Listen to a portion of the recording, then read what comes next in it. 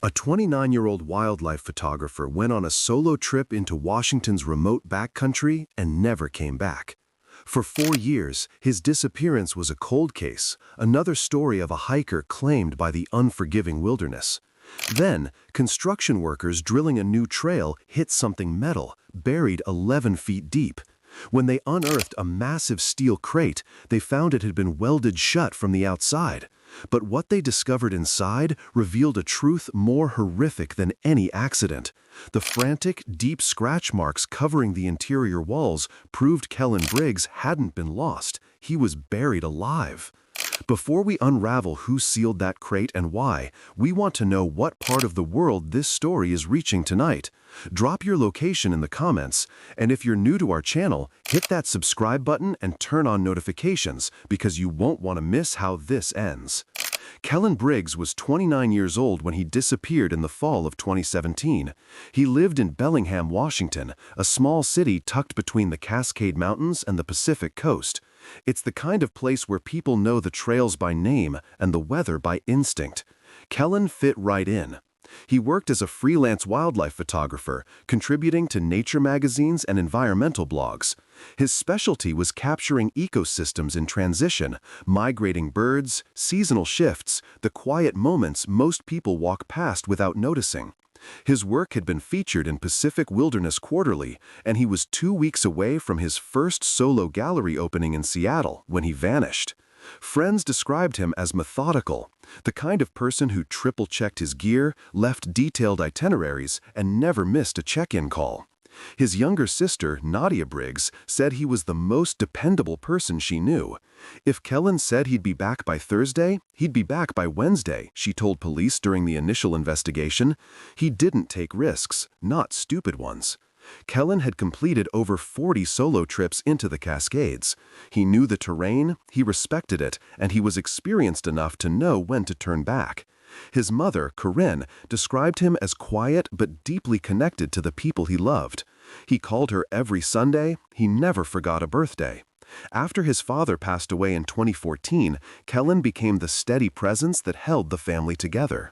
Nadia said he was the first person she called when anything went wrong. He always picked up, she said, always. Kellen wasn't running from anything. He had no debts, no conflicts, no history of mental health struggles. His bank account was stable. His relationships were solid. He was excited about the gallery show. He'd even told a colleague he was planning to pitch a long-form photo essay about endangered bird habitats along the Canadian border. Everything pointed to a man with a future. But there was one detail that would haunt Nadia for years. A few months before his disappearance, Kellen had returned from a trip to the same region, the North Cascades near Mount Baker. Over dinner, he mentioned something strange. He said he'd felt watched. Not by an animal, something else. He described it as a pressure, like eyes tracking him from just beyond the tree line. Nadia laughed it off at the time. She told him he'd been watching too many horror movies. Kellen shrugged and smiled. He didn't bring it up again. 4 years later, when investigators pulled his body from a steel crate buried 11 feet underground, Nadia would remember that conversation word for word, and it would haunt her every single night. On the morning of September 14, 2017, Kellen Briggs loaded his blue Ford Ranger with gear and drove east from Bellingham toward the Mount Baker Snoqualmie National Forest. It was a Thursday.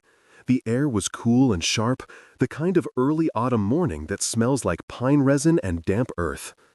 According to his itinerary, he planned to hike a 22-mile loop over 5 days, starting at the Timberlake Trailhead and moving northeast toward Cascade Ridge.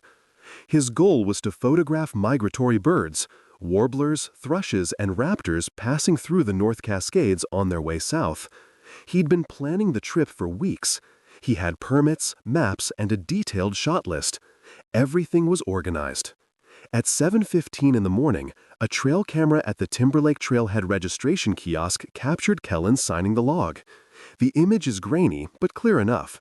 He's wearing a dark jacket, a gray beanie, and a backpack with his camera gear strapped to the side. He looks calm, focused. He wrote his name, his planned route, and his estimated return date, September 19, 2017. His truck was parked in the gravel lot, tucked between two empty spaces near the edge of the forest. He locked the doors, shouldered his pack, and walked into the trees. That was the last confirmed sighting of Kellen Briggs in the outside world. For the next 24 hours, everything seemed normal. His phone remained active. He sent a text to Nadia that evening. "Made it to the ridge. Weather's perfect. Talk soon." The message was sent at 6:42 p.m. on September 14th. She replied with a thumbs-up emoji. The following morning, September 15th, his phone pinged one last time. The cell tower recorded the signal at 11:03 a.m., approximately 6 miles into the forest near a remote area called Thornton Pass. After that, there was nothing. No calls, no texts, no data activity. The signal simply stopped. At first, no one was concerned. Kellen was off-grid by design. He'd told Nadia he'd be out of range for most of the trip. But when September 19th came and went with no word, Nadia started calling. By the evening of September 20th, she was panicking. On the morning of September 21st, she drove to the trailhead herself. Kellen's truck was exactly where he'd left it, locked, untouched. The windows were clean, no signs of forced entry. Inside, she could see his spare batteries, a charging cable, and an unopened protein bar sitting on the passenger seat. His extra jacket was folded in the back. Everything looked normal, except for one thing. On the hood of the truck, someone had built a small cairn, a stack of flat stones, carefully balanced, about a foot tall. It sat directly in the center of the hood, perfectly aligned. Nadia stared at it. Kellen didn't do things like that. He was meticulous, but he wasn't superstitious. He wouldn't have left rocks on his own truck. She called 911 at 8:47 a.m. By noon, Whatcom County Search and Rescue had mobilized. The official investigation into the disappearance of Kellen Briggs had begun. The first 48 hours were critical. Everyone knew that. Sergeant Lloyd Ortega, the lead coordinator for Whatcom County SAR, assembled a team of over 60 volunteers, park rangers, and canine units. Helicopters were dispatched. Thermal imaging cameras swept the canopy. Ground teams fanned out in a grid pattern from the trailhead, moving east along Kellen's planned route. The weather was cooperative at first, clear skies. Mild temperatures. But the forest was dense. Old-growth Douglas firs and western hemlocks towering over thick underbrush. Visibility was limited to 20 or 30 feet in some areas. The terrain was rugged, full of ravines, rocky outcrops, and hidden creek beds. On the first day, the search dogs picked up a scent.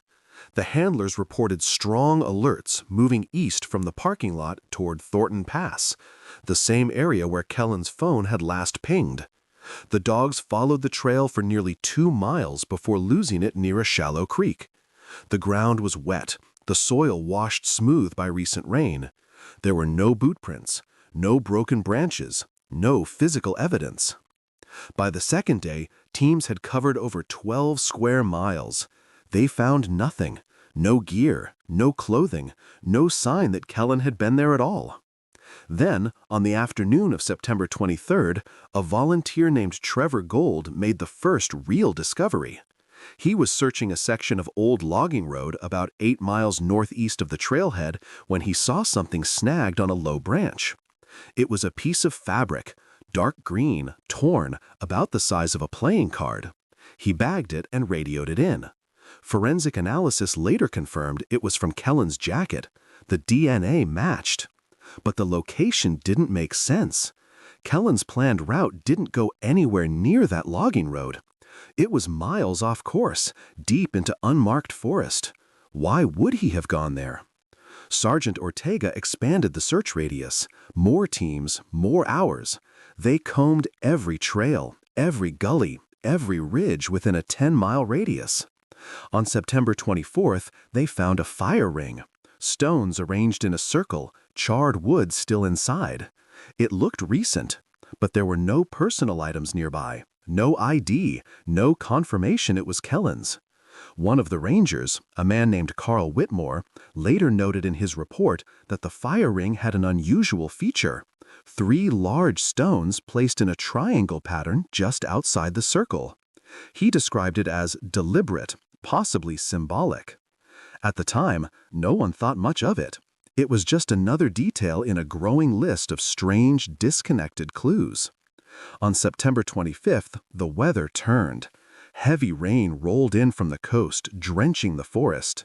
Trails became slick. Creek beds swelled. The search teams pushed on, but visibility dropped to almost nothing. Thermal imaging from the helicopters was useless through the thick cloud cover. By September 27th, over a week into the search, morale was fading. The official search area now covered 18 square miles, hundreds of man-hours, dozens of leads, and still nothing. Then, on September 28th, something strange happened. A volunteer named Fiona Jacobs was part of a team sweeping a ridge about 9 miles from the trailhead. It was late afternoon, nearly dusk. She was walking along a narrow deer path when she saw movement in the tree line ahead. A figure, tall, wearing something dark, maybe a jacket or a poncho. She called out. The figure didn't respond. It just stood there, watching. Fiona radioed her team leader and started walking toward the figure. But by the time she reached the spot, there was no one there, just trees and silence. She looked down. Fresh boot prints in the mud, large, deep treads, size 11, maybe 12. Kellen wore a size 10. Fiona reported it immediately. A team hiked up to investigate. They found the prints, took photos, made casts, but they never found who made them. The prints led to a rocky outcrop and then disappeared. No trail, no explanation. The incident was logged in the official report, but it was never followed up. There were too many other leads, too much ground to cover, and no one wanted to believe that someone else was out there watching the search team's work. By October 1st, the search entered recovery mode. That's the polite way of saying they were no longer looking for a living person. Early snow was forecast for the higher elevations. The window was closing. On October 5th, the active search was officially suspended. Kellen Briggs was gone, and the forest offered no answers. In the months that followed, investigators tried to make sense of what little evidence they had. Sergeant Ortega, along with detectives from the Whatcom County Sheriff's Office, compiled a list of working theories. None of them felt right. Theory 1. Accidental fall or injury. The North Cascades are unforgiving. Hidden ravines, loose rock, sudden drop-offs obscured by moss and brush. It's easy to slip, easy to fall. And if Kellen had gone down into a deep crevasse or been swept into a fast-moving river, his body might never be found. But the evidence didn't support it. No blood, no torn gear. No signs of struggle or panic. And Kellen was experienced. He knew how to navigate rough terrain. He wouldn't have wandered off trail without reason. Theory 2. Animal attack. Black bears and cougars were active in the area. Attacks were rare, but not impossible. But again, no evidence. No claw marks, no tracks, no drag marks. When a predator kills, it leaves a signature. There was nothing. Theory 3. Voluntary disappearance. Detectives always consider this. People walk away from their lives more often than you'd think. But Kellen didn't fit the profile. His bank accounts were untouched. His phone went dark. His gallery show was 2 weeks away, something he'd been excited about for months. Friends and family were unanimous.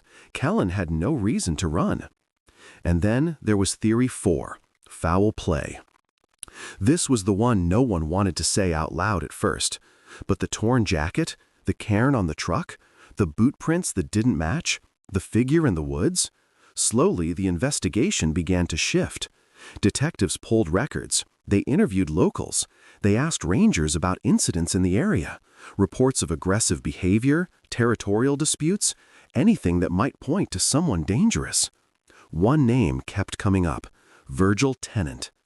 Tennant was 53 years old at the time, a drifter and former logger who'd been living off-grid in the North Cascades for over a decade. He had a reputation, hostile, paranoid, unpredictable. He'd been involved in 2 prior incidents with hikers. In 2008, he was arrested for assault after attacking a man near Granite Creek. The victim said Tennant accused him of poisoning the water and hit him in the face with a piece of firewood. Tennant was sentenced to 6 months, served 3, and released. In 2015, park rangers responded to a complaint from a group of hikers who said a man threatened them with a knife, screaming that they were trespassing on sacred ground. The description matched Tennant. Rangers issued a warning, but no charges were filed. He lived in a cabin on disputed federal land near Granite Creek, about 12 miles northwest of the Timberlake trailhead. Rangers had tried to evict him multiple times. He always returned. A former co-worker from the logging company described him this way: "Virgil was strong, real strong, but he had a screw loose. He'd talk about the forest like it was alive, like it had rules. And if you broke the rules, you had to pay." Detectives interviewed Tennant in November 2017. He denied ever seeing Kellen, said he didn't go near the trailhead, didn't like crowds. The interview lasted 20 minutes. They had no evidence to hold him. He walked.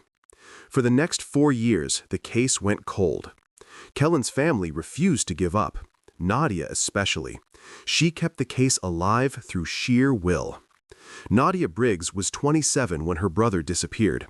She was a graphic designer living in Seattle, building a quiet life for herself. But after September 2017, everything stopped. Her life became a single mission: find Kellen. She took time off work. She drove to the trailhead every few months, sometimes alone, sometimes with volunteers. She printed flyers. She posted on social media. She called the sheriff's office so often that the receptionist knew her by voice. Her mother, Corinne, couldn't handle it the same way. The not knowing ate at her. She developed severe anxiety, couldn't sleep, couldn't eat. She started seeing a therapist. Her doctor prescribed medication for panic attacks. In her medical file, there's a note from early 2018. Patient reports intrusive thoughts related to son's disappearance. States she sees him in the forest calling for help. No history of hallucinations prior to this event. Nadia started a blog called Where is Kellen? She documented every lead, every tip, every unanswered question. She interviewed locals, mapped out theories, posted timelines. The blog became her lifeline. And for a while, people paid attention. But as the months passed, traffic dropped. The comments slowed. The world moved on. She didn't. In the spring of 2018, she hiked Kellen's planned route herself, alone. She brought his camera, retraced his steps as best she could, and took photos at every mile marker. She posted them on the blog with the caption, "He saw this, he was here, and then he wasn't." In 2019, she received an anonymous letter. It was mailed from a post office in Concrete, Washington, a small town about 40 miles west of the trailhead. The envelope was plain, no return address. Inside was a single handwritten note on lined paper. "The forest keeps what it's owed. Stop looking where the light touches." Nadia's hands shook when she read it. She immediately drove to the Whatcom County Sheriff's Office and handed it over. Detectives analyzed the handwriting, dusted for prints, traced the postmark. Nothing. The paper was generic. The ink was common. The postmark told them the location, but not the sender. The note was added to the case file, but it led nowhere. On Kellen's 30th birthday, December 3, 2018, Nadia sat alone in her apartment and cried for the first time on camera. She posted the video to YouTube. It was raw, unedited. She spoke directly to the lens. "I don't know if you're out there. I don't know if you can hear me. But I'm not going to stop. I don't care how long it takes. I don't care if everyone else forgets. I won't." The video got 12,000 views. People left comments, some kind, some cruel, some claiming to have information that went nowhere. In 2020, there was a false sighting. A man matching Kellen's description was reported at a gas station in Medford, Oregon. Nadia drove 6 hours overnight. Police reviewed the security footage. It wasn't him. She cried the entire drive home. By 2021, Corinne had stopped leaving the house. Kellen's childhood bedroom remained untouched. His running shoes by the door, his books on the shelf. A framed photo of him and Nadia on a hiking trip in 2015, both of them smiling on a ridge with the mountains behind them. Nadia visited her mother every Sunday. They didn't talk much. They'd sit together in the living room, and Corinne would hold Kellen's favorite coffee mug in her hands. She never drank from it. She just held it. Then, in late spring 2021, something happened.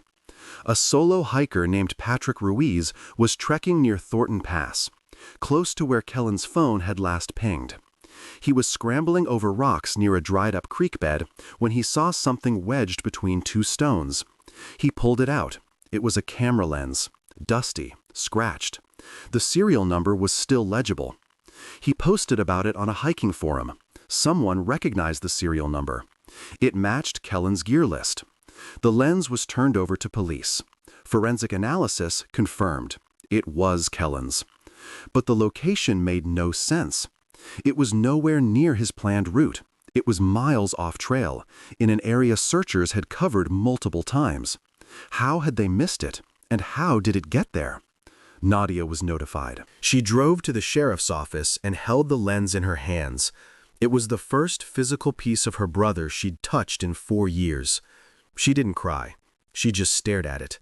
And then she said, quietly, "Someone moved this. Someone wanted it found." No one disagreed. 3 months later, they found Kellen. October 12, 2021, started like any other workday for the National Park Service trail crew. A team of 5 men was working on a maintenance project near the Timberlake trailhead, installing new mile markers and reinforcing sections of the path that had eroded over the winter. It was tedious work. Drill holes, set posts, move on. The crew supervisor was a man named Hugo Delgado, a 15-year veteran of the Park Service. He'd seen it all: mudslides, fallen trees, abandoned campsites full of trash. Nothing surprised him anymore, until that morning. They were working about 2.3 miles west of the trailhead, in a section of forest that wasn't technically on any marked trail. It was dense, quiet, the kind of place where sound gets swallowed by moss and thick air. They were using a gas-powered auger to drill post holes. The machine roared, chewing through soil and clay. At around 10:45 a.m., the auger bit hit something hard. The motor stalled. Hugo killed the engine and pulled the bit out. There were scratches on the metal, deep ones, not from rock, from something else. He knelt down and brushed away the loose dirt. Underneath, barely visible, was a dull metallic surface. "Hey," he called to his crew, "we got something." At first, they assumed it was an old pipe, forgotten infrastructure from decades-old logging operations. But when they cleared more dirt, they realized it wasn't a pipe. It was flat, rectangular, big. Hugo radioed the ranger station. "We might have a debris issue here. Possible old equipment. Could be hazardous. Requesting a soil survey before we dig further." By 1 p.m., a ranger arrived with ground-penetrating radar. Standard procedure now. They couldn't afford to hit fuel tanks or chemical drums buried decades ago. The ranger ran the scanner over the area. The screen lit up with a clear signal. Large, rectangular object. Approximately 6 feet long, 3 feet wide, 11 feet below the surface. The ranger stared at the screen, then at Hugo. "That's not a pipe," she said. By 2 p.m., the Whatcom County Sheriff's Office had been notified. By 3 p.m., a forensic team was on site. By 4 p.m., the excavation had begun. They dug carefully, shovels and hand tools, no machinery. They couldn't risk damaging whatever was down there. With each layer of soil removed, more of the object became visible. It was a storage crate, military style, heavy-duty steel, rusted, old, and sealed. Not with a lock, not with a latch, welded. Someone had taken an industrial torch and sealed the lid shut along every edge. Continuous beads of rough, uneven welds ran the entire perimeter. There were no hinges, no handles, no way to open it from the inside. By 6 p.m., the crate had been fully excavated. It weighed over 400 pounds. A portable winch was brought in, and the crate was hauled out of the ground. It sat there on the forest floor, caked in mud, silent and heavy with implication. News helicopters circled overhead. Word had spread fast. Reporters were already gathering at the trailhead. At 7:30 p.m., the decision was made to open it on site. Forensic protocol. Dr. Raymond Chow, the county medical examiner, supervised. 2 technicians used an angle grinder to cut through the welds. It took over an hour. Sparks flew. The smell of burning metal filled the air. When the last weld was cut, they pried the lid open with crowbars. The smell hit them first. Not decomposition, most of that had passed years ago, but rust, damp fabric, stale, trapped air.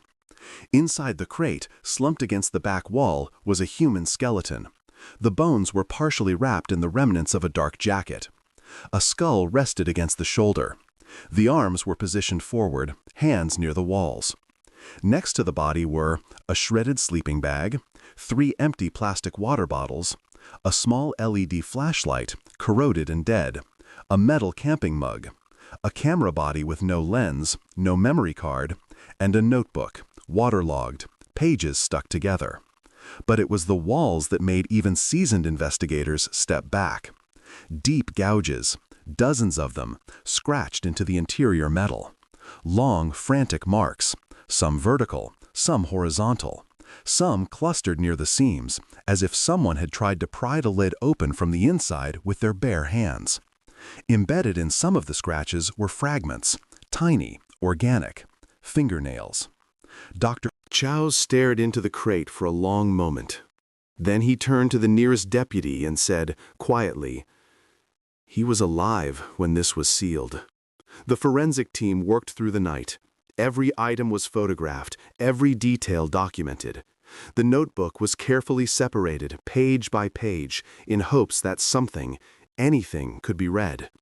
Most of the pages were too damaged. Ink bled into pulp. But one page, near the back, had been pressed against the metal wall in a way that partially preserved it. The handwriting was shaky, uneven, but legible. It read, "Day 3, I think. Hard to tell. Water's gone. Air is thick. I can hear him above. I heard the dirt hitting the metal. He's covering it. I tried to scream. My throat is raw. Nadia, if you find this, if anyone finds this, I fought. I tried. I'm sorry." And at the bottom, scratched into the metal with a rock or a piece of debris, V.T., 2 initials. The crew stood in silence. The forest around them was dark now. The only light came from the work lamps set up around the excavation site. In that cold glow, the crate looked less like evidence and more like a coffin, a deliberate, handmade tomb. The remains were transported to the King County Medical Examiner's office in Seattle. Dr. Raymond Chow led the autopsy, assisted by forensic anthropologist Dr. Lena Kovac. The process took 3 days. On October 15, 2021, dental records and DNA confirmed what everyone already suspected. The remains belonged to Kellen Briggs. Cause of death? Asphyxiation and dehydration. The crate had been airtight once sealed. Kellen had survived inside for an estimated 4 to 7 days before his body shut down. Dr. Kovac's report detailed the physical evidence. Fractures in both hands, consistent with repeated impact against a hard surface. Kellen had tried to punch or claw his way out. Severe dehydration markers in preserved tissue samples. No signs of blunt force trauma to the skull or torso prior to entrapment. He had not been beaten or tortured before being locked inside. Tool marks on the exterior of the crate indicated the use of industrial welding equipment. The welds were rough but functional, done by someone with experience but not professional precision.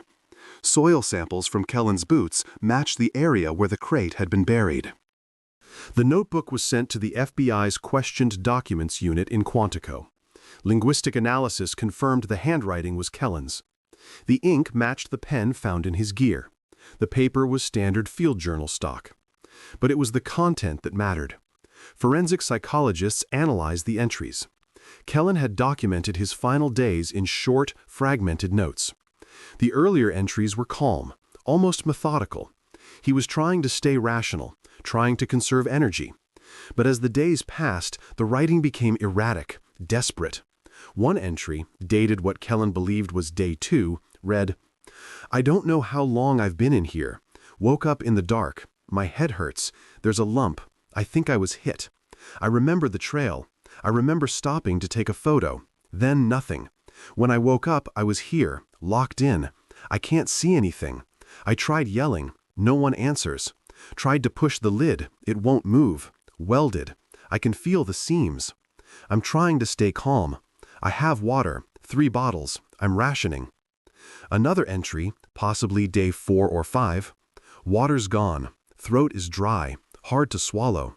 I tried scratching the walls. Maybe someone will hear. Maybe the metal will give. It won't. My hands are bleeding. I can feel it. Sticky. I keep thinking about Nadia, about Mom. I should have told them. I should have said something. About the guy I saw. The one watching me." That line made investigators stop. The one watching me. Kellen had seen someone before he was taken. At the very end of the notebook, on a page so warped it almost disintegrated during handling, was one final sentence. "If you find this, look for VT. He did this. He said I didn't belong." And beneath the words, scratched into the metal wall with what appeared to be a small stone or piece of metal debris, were the initials again, VT. It wasn't a guess. It was an accusation. On October 18th, Nadia Briggs was called to the medical examiner's office. She sat in a small, sterile room while Dr. Chow explained the findings. She listened without speaking. When he finished, she asked to see the notebook. They showed her the preserved pages, sealed in plastic evidence sleeves. She read her brother's final words. Her hands didn't shake. Her face didn't change. She just read. And when she was done, she looked up and said, "Find him." The initials VT sent investigators back through years of case files, incident reports, and witness statements. It didn't take long to find a match. Virgil Tennant, age 57, off-grid drifter, former logger, known violent offender. Tennant had been a person of interest during the initial investigation in 2017, but there hadn't been enough evidence to pursue him. Now, with Kellen's written accusation and the forensic evidence from the crate, the case was reopened with Tennant at the center. Detectives pulled everything they had. Virgil Tennant was born in Coeur d'Alene, Idaho in 1964.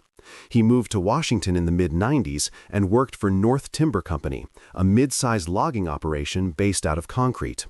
He was described by coworkers as strong, quiet, and strange. One former supervisor said, "He didn't talk to anyone unless he had to, but he worked hard. He could drop a tree faster than anyone I ever saw." In 2003, Tennant was injured on the job, crushed vertebrae from a falling log. He was out of work for 8 months. When he recovered, the company had downsized. He wasn't rehired. After that, he disappeared into the forest. By 2005, rangers were getting complaints. Tennant had built a cabin on federal land near Granite Creek, about 12 miles from the Timberlake trailhead. The land was technically part of the National Forest. He had no permit, no legal claim, but he refused to leave. Park rangers evicted him 3 times between 2006 and 2010. Each time, he came back. Locals knew him. A gas station attendant in Concrete said he came in once every few weeks to buy flour, ammunition, and diesel fuel. He always paid cash, never made eye contact, wore gloves even in summer. Once I saw a stain on his sleeve. I thought it was rust. Now I'm not so sure. Criminal record. 2008, arrested for aggravated assault. Tennant attacked a hiker near Granite Creek, accusing him of poisoning the water. The victim required stitches. Tennant served 3 months in Whatcom County Jail. 2015, cited for menacing after threatening a group of hikers with a knife. Tennant told them they were trespassing on sacred ground and needed to pay for their disrespect. No charges were filed. Victims didn't want to press forward. A warning was issued. Tennant's psychological profile, compiled by FBI behavioral analysts, described him as paranoid, territorial, and ideologically driven. He saw himself as a protector of the forest. Hikers and tourists were intruders, threats, parasites, and he believed it was his job to remove them. Connecting the evidence, forensic teams began to build the case. The cairn found on Kellen's truck matched a pattern Tennant was known for. Multiple witnesses had reported seeing stacked stones near trails where Tennant had been spotted. It was his signature, a territorial marker. The welding equipment required to seal the crate was consistent with tools Tennant would have had access to as a former logger and off-grid builder. The boot prints found during the 2017 search, size 11, matched boots later recovered from Tennant's cabin. Soil samples from the area where the crate was buried contained trace elements of diesel fuel and metal shavings, consistent with heavy equipment use. But the final piece came from forensic mapping. When investigators overlaid the locations of the torn jacket, the fire ring, the boot prints, and the burial site, a pattern emerged. All of them were within a 10-mile radius of Granite Creek, where Tennant's cabin was located. And when they cross-referenced missing persons cases in the North Cascades over the past 15 years, they found something chilling. Tennant's cabin sat at the center of a cluster of over 30 unsolved disappearances. On October 22, 2021, a federal warrant was issued for the search of Virgil Tennant's property. The operation was scheduled for dawn, October 28, 2021, 5:47 a.m. A joint task force, FBI, Whatcom County Sheriff's Office, and U.S. Park Rangers moved toward Virgil Tennant's cabin under the cover of pre-dawn darkness. The tactical team went in first, armed, quiet, expecting resistance. The cabin sat in a clearing surrounded by dense pines, about a half-mile off an old, overgrown logging road. Smoke was rising from the chimney. Tennant was home. At 6:03 a.m., the team surrounded the structure. Spotlights flared. A voice over the loudspeaker. "Virgil Tennant, this is the FBI. We have a warrant. Come out with your hands up." Silence. Then the door opened. Tennant stepped out onto the porch. He was tall, over 6 feet, broad-shouldered, with a gray beard and deep-set eyes. He was holding a hunting rifle, not aimed, just held. For a long moment, no one moved. Then Tennant set the rifle down on the porch, raised his hands, and said calmly, "Took you long enough." He was handcuffed, read his rights, and placed in the back of a patrol vehicle. He didn't resist, didn't speak. He just watched the agents move toward his cabin with the same cold, detached expression he'd had when he opened the door. Inside, the scene was worse than anyone expected. The cabin was small, one room, maybe 400 square feet. No running water, no electricity. A wood stove in the corner, shelves made from scrap lumber, and on those shelves, a collection. Watches, cameras, wallets, ID cards, backpacks, hiking boots, clothing, jewelry. Each item carefully arranged, labeled. Some had pieces of masking tape with dates written in black marker. One shelf had a row of cameras, 6 of them, different brands, different conditions. One of them, a Canon EOS 5D Mark II, matched the serial number from Kellen's gear list. But the memory card was missing. On the wall above a workbench was a corkboard covered in newspaper clippings, missing persons reports, search operation updates. Some of them were yellowed with age, others were recent. In the center of the board was a photo of Kellen Briggs, printed from the police website. Below it, in neat handwriting, September 15, 2017, trespasser, Cascade Ridge, camera thief, returned to the soil. Agents found a journal on the workbench, leather-bound, thick. The first page read, "Purification Journal. The Forest Remembers." The entries spanned over a decade. Each one described an encounter with a hiker, observation, judgment, and in some cases, punishment. One entry, dated August 2011, read, "Man with a dog, loud, throwing rocks into the creek, disturbing the water. Watched him for 2 days. On the 3rd, I made it right. He's quiet now. The forest took him back." Another, from June 2015, 2 women, laughing, playing music on a speaker, no respect. Followed them to Thornton Pass. They camped near the old bridge. I waited until they slept. The forest doesn't forgive noise. And then, dated September 2017, man with a camera, taking pictures of my trees, stopped near the ridge. I told him to leave. He didn't listen. He said it was public land. Public, like the forest belongs to anyone. I made him understand. Took him to the old site. Gave him water. Gave him time to think. He lasted longer than most. 4 days, maybe 5. When I came back, the scratching had stopped. The forest accepted him. At the bottom of the page, buried west of the trailhead, deep, sealed, he won't be found. But he was.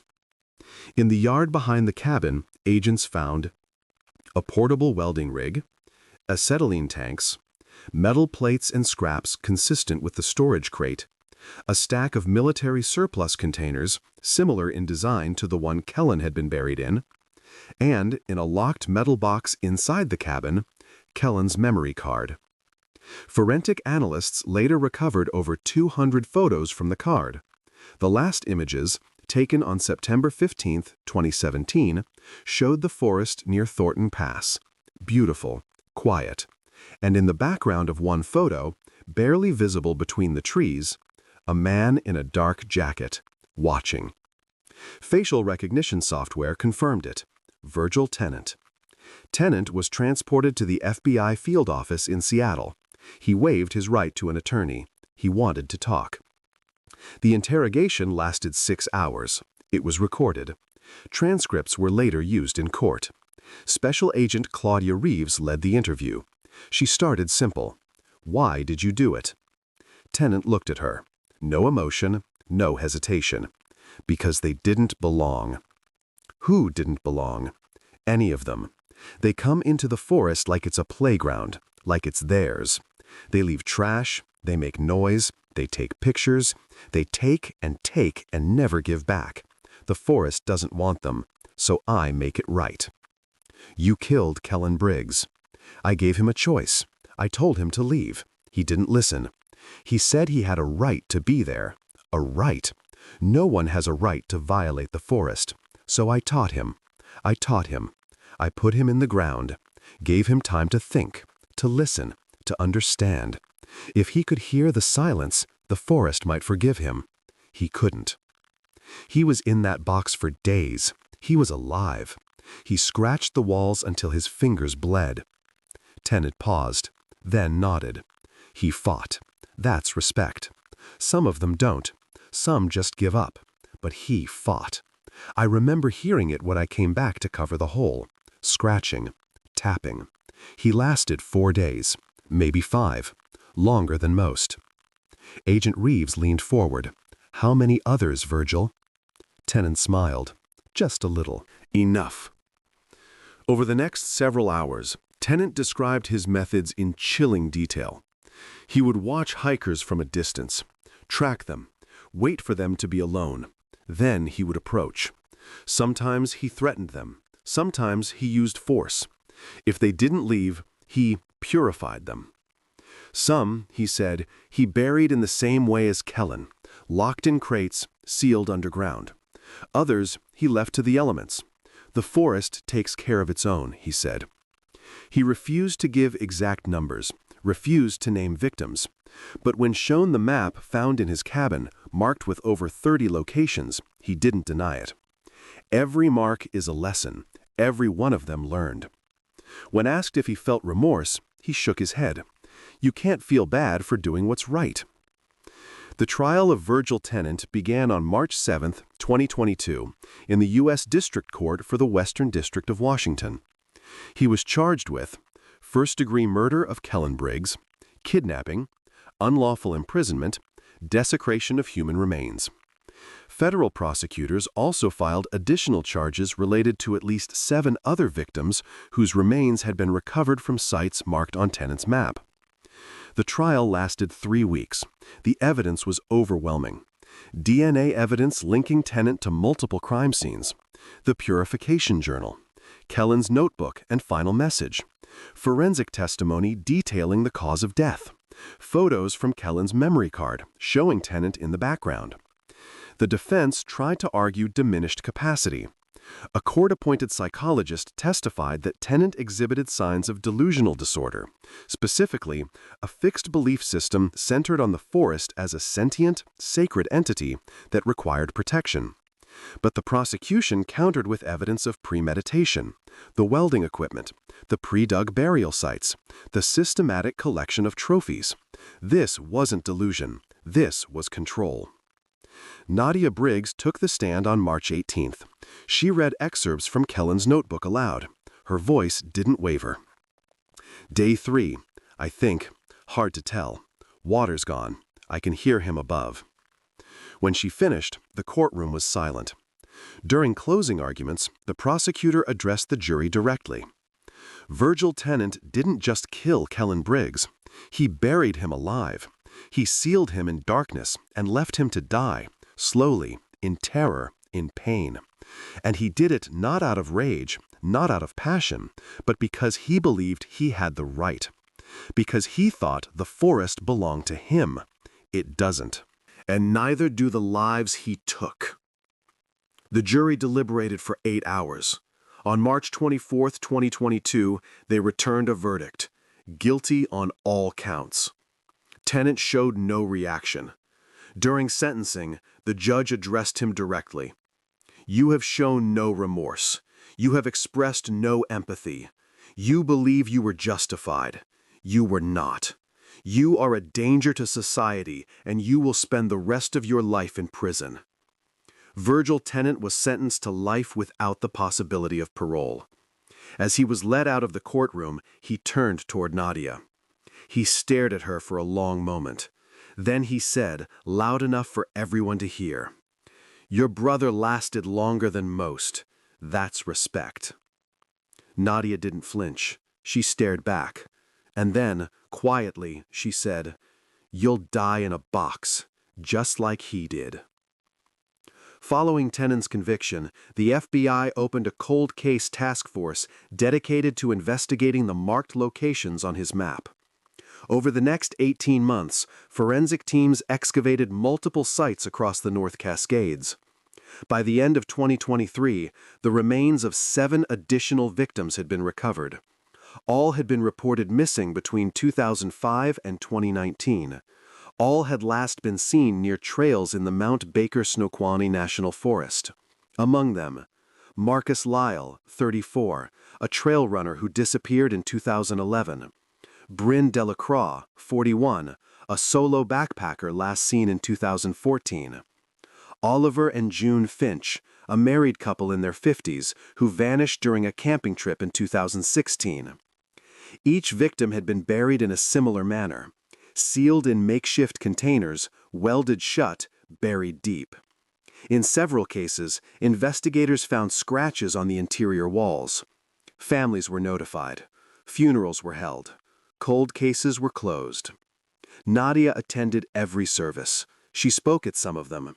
She told the families the same thing her brother had told her in his final message. They fought. They didn't give up. And now they're home. In late 2022, Nadia founded the Kellen Briggs Wilderness Safety Foundation, a nonprofit dedicated to improving hiker safety and supporting search and rescue operations. The foundation funded GPS tracking devices for solo hikers, trained volunteers, and pushed for better trail monitoring in remote areas. Kellen's photography was featured in a posthumous gallery show in Seattle in April 2022. Every piece sold. The proceeds, over $150,000, went directly to SAR teams in Washington and Oregon. Nadia kept one photo for herself.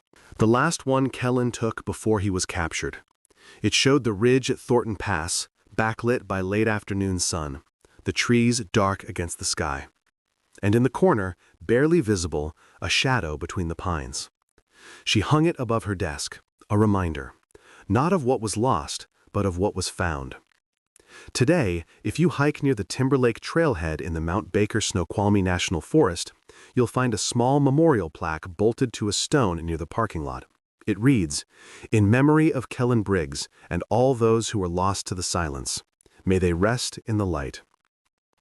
The forest is still beautiful, still quiet, On clear mornings, the fog rolls through the valleys like a living thing, soft and slow.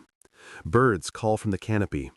Hikers pass through with packs and smiles, unaware of what lies beneath the soil just a few miles west. Nadia still visits. Every year on September 14th, the day Kellen disappeared, she drives to the trailhead, parks in the same lot where his truck once sat, and walks a short way into the trees. She doesn't go far, just far enough to feel the forest around her. She brings a small stone with her.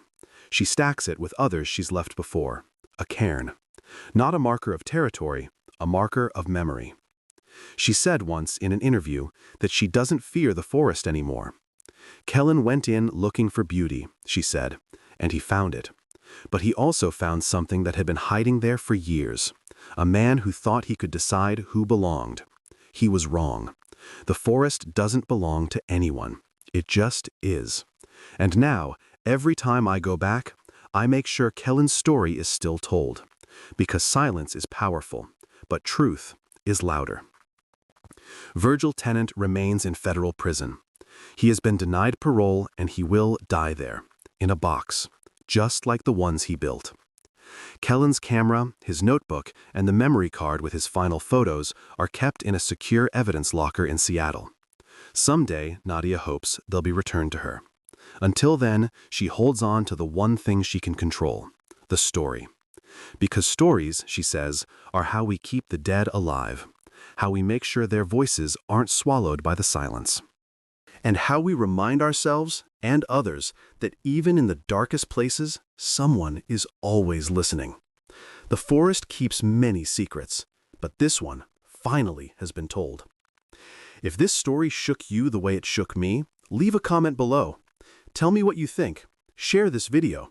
Let people know that sometimes the most dangerous thing in the wilderness isn't nature, it's what hides within it. And if you want more real deep dive cases like this, hit that subscribe button. Because there are more stories out there, stories that need to be told, stories that deserve to be heard. I'll see you in the next one. Stay safe out there.